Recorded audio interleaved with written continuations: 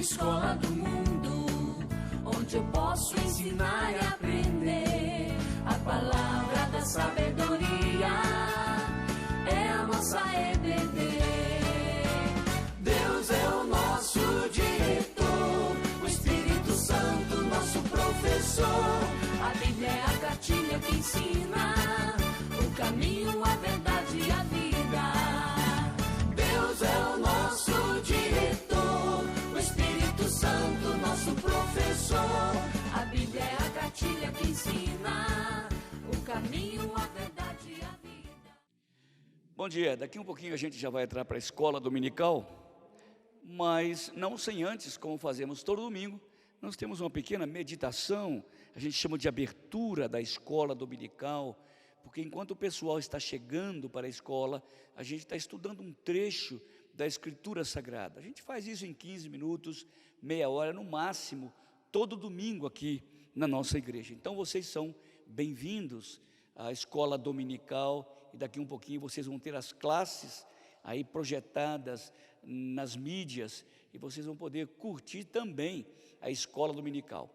Normalmente eu assisto todas as aulas que eu posso, geralmente de adultos, da UPA, da mocidade. De manhã eu tiro aquele tempo só para assistir essas aulas, e eu, como pastor, me deleito de saber que a nossa escola dominical está funcionando e funcionando bem. Vamos orar? Pai, obrigado por esta manhã, pelo privilégio de podermos abrir a Tua palavra e estudarmos a Escritura, que ela seja luz para o nosso caminho, que ela seja lâmpada para os nossos pés, que ela seja energia para a nossa vida espiritual. Que Teu Espírito, Senhor, trabalhe no nosso coração e na nossa vida, em nome de Jesus. Amém. Muito bem, estamos estudando então a carta de Paulo aos Efésios durante essa temporada, nas aberturas das escolas dominicais, normalmente aos domingos. Lembra que nós estamos falando do capítulo 2 da carta de Paulo aos Efésios? Vocês notaram que do versículo 1 até o versículo 10 do capítulo 2 da carta de Paulo aos Efésios, ele está falando sobre o estado de perdição interna, espiritual da igreja de Cristo. Lembra? Mortos nos vossos delitos e pecados. Ok. A partir do versículo 11, ele fala do estado espiritual, mas social, como os pagãos, os gentios, entre os quais nós nos encontramos, como eles eram vistos. Olha no social: portanto, lembrai-vos de que outrora vós, gentios na carne, chamados incircuncisão por aqueles que se intitulam incircuncisos na carne, naquele tempo estavais sem Cristo, separados da comunidade de Israel, não tendo esperança e sem Deus no mundo. Outra vez Paulo usa a adversativa para mudar. Assim como no versículo 4 ele diz: mas Deus, sendo rico em misericórdia, aqui também no versículo 13 ele fala: mas agora, nós que não tínhamos comunidade, nós que não tínhamos o Messias, nós que não tínhamos pátria, nós que não tínhamos cidadania, nós que eu falo, gentios, pagãos, mas agora em Cristo Jesus, vós quem? Judeus? Não, ele está falando de gentio. Vós que antes estáveis longe, fostes aproximados pelo sangue de Cristo, porque Ele, Cristo, é a nossa paz, o qual de ambos, judeu e gentio, ambos agora, fez um só, que a igreja, tendo derrubado a parede da separação que estava no meio, a inimizade. Paulo está falando desse estado de separação, como a vida espiritual do judeu não tinha nada a ver com a vida espiritual do gentio. O gentio não tinha Messias, o gentio não tinha esperança, o gentio não tinha um Deus pessoal que falava com eles. O judeu era muito diferente, a fé do judeu, a religião do judeu, a prática litúrgica do judeu, como o judeu enxergava o Deus deles era completamente diferente do que o pagão enxergava. Agora Paulo está dizendo: mas agora em Cristo, fostes que estáveis longe, vós fostes aproximados pelo sangue de Cristo, porque Ele é a nossa paz, o qual de ambos fez um, e tendo derrubado a parede da separação que estava no meio, a inimizade.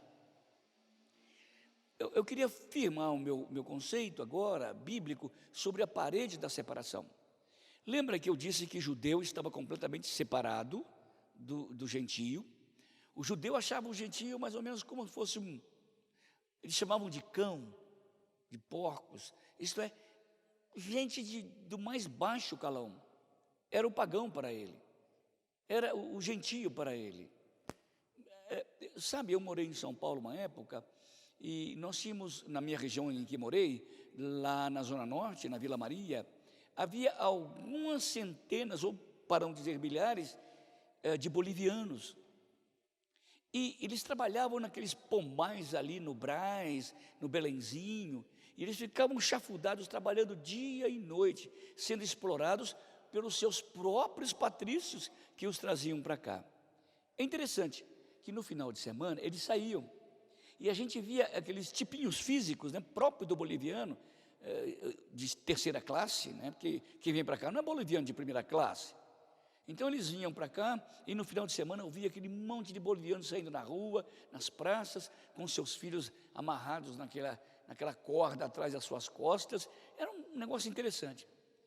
Mas alguns deles também, às vezes, por questão de origem ou até se convertido, iam à igreja evangélica. E alguns deles iam à minha igreja. Vocês não imaginam o desprezo que os membros da minha igreja tinham pelos bolivas, que a gente falava, Bolívar. Era impressionante, cidadão de última classe. Nota que também o judeu, quando olhava para o gentio, ele olhava como nós, lá em São Paulo, olhávamos para o boliviano, ou como os americanos olham para o pessoal de Governador Valadares, cidadão de classe muito baixa. Agora, Paulo estava dizendo que havia uma separação imensa, uma separação muito grande entre judeu e gentio. Ele chama isso de muro da separação. Eu quero parar um pouco para falar sobre esta parede da separação. Se você nunca percebeu e nunca teve oportunidade de acessar uma sinagoga de judeu lá em Jerusalém no tempo de Cristo, vocês vão ver na entrada um grande portão, e por ali entravam todos os judeus e gentios adeptos a Yahvé, ao Deus de Israel, ou então até crianças com os pais, aquele pátio muito grande. Mas terminando o pátio grande, que cabia milhares de pessoas, havia uma escada também muito grande. E antes que subisse a escada, havia um muro entre os dois lados da escada imensa, que dava acesso à sinagoga, e no muro estava escrito: mulheres, crianças e gentios não podem subir nessa escadaria, porque serão apedrejados. Notem o muro da separação. Só os homens judeus, depois de 12 anos de idade, lembra que Jesus entrou no templo aos 12 anos? Claro que antes de 12 anos, ele ficava ali no saguão, naquela praça com sua mãe, esperando o seu pai fazer o culto a Yahvé lá no templo. Só com 12 anos, imagine, ele subindo a escadaria do templo e entrando dentro da sinagoga, e lá dentro conversando com doutores e escribas. Muito bem, então primeira coisa, havia esse muro da separação. Aí quando o judeu subia a escadaria, entrava no templo, havia um lugar para os judeus fazerem os seus cultos.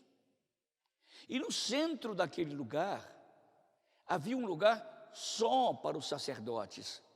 Então, o homem natural, normal, como José, o pai de Jesus, também não podia ir naquele lugar ali dentro do sacrifício, porque havia uma separação. Lembra da separação lá fora do muro? E havia um muro imaginário também dentro do templo, onde o adorante, o judeu normal, também não poderia entrar, só o sacerdote. Está vendo? Separação, separação, separação. Mas havia mais ainda. Havia entre os sacerdotes aquele que era o sumo sacerdote. E ele tinha que subir um outro degrau para entrar num outro quartinho, fechado com um véu dessa grossura assim, ó. Lembra que quando Jesus morreu, o véu rasgou de alto a baixo, como diz Mateus? Era aquele véu, o véu que separava o sacerdote comum do sumo sacerdote. Lá era o lugar santíssimo, lá era o lugar mais íntimo da presença de Deus, separação. E mais, o sumo sacerdote só poderia entrar ali uma vez por ano. Entanto que, quando ele entrava, amarrava uma cordinha no pé dele, porque se ele morresse lá dentro, os sacerdotes puxavam o sumo sacerdote para fora. Nem morto o sumo sacerdote podia entrar ali, porque havia um véu, um muro, um véu grosso assim, da separação. Perceberam como é difícil para um gentio chegar até o Evangelho? Perceberam como é difícil para um gentio ter acesso a Deus? Olha o que Paulo diz: mas agora em Cristo Jesus, vós que estáveis longe, fostes aproximados pelo sangue de Cristo, porque Ele é a nossa paz.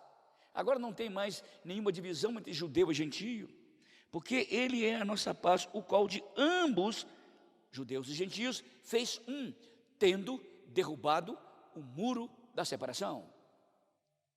Quando Jesus morreu na cruz, aquele primeira separação da escada, lembra da escadaria? Simbolicamente foi quebrado. Por quê? Com o sangue de Cristo agora não há mais judeu nem gentio, nem mulher nem criança, nem homem nem mulher, todos têm o mesmo acesso ao Pai pela fé. Agora, quando Jesus morre na escadaria imaginária que a gente pode criar, crianças, mulheres, gentios, judeus, sacerdotes, sumo sacerdote, todos eles têm acesso ao Pai pela fé. Todos eles podem passar do saguão do templo, passar por, entre aspas, por cima dos sacerdotes, pode entrar nos santos dos santos pela fé, para ter comunhão íntima e espiritual com Yahvé, o Deus de Israel, agora Deus dos gentios, através do Filho, Jesus Cristo. Notem que essa separação se esboroou, acabou, porque Cristo derrubou esses muros que dividiam os gêneros, que dividiam as faixas etárias. Agora somos um só em Jesus Cristo. Extraordinário, né? Como diz Paulo em Gálatas, em Cristo agora não há mais escravo, não há mais livre, não há mais homem, não há mais mulher, não há mais judeu, não há mais gentio, porque todos somos um em Cristo e a todos foi dado beber de um só Espírito, como diz Paulo lá em 1 Coríntios capítulo 13. Somos o corpo de Cristo, somos a igreja do Senhor, somos um novo homem que Jesus construiu na cruz, juntando judeu e gentio, fazendo uma só raça, um só povo, uma só gente do seu coração, que é a igreja do Senhor. Quando você estiver orando, lembre deste muro da separação, e lembre onde você está agora pela fé.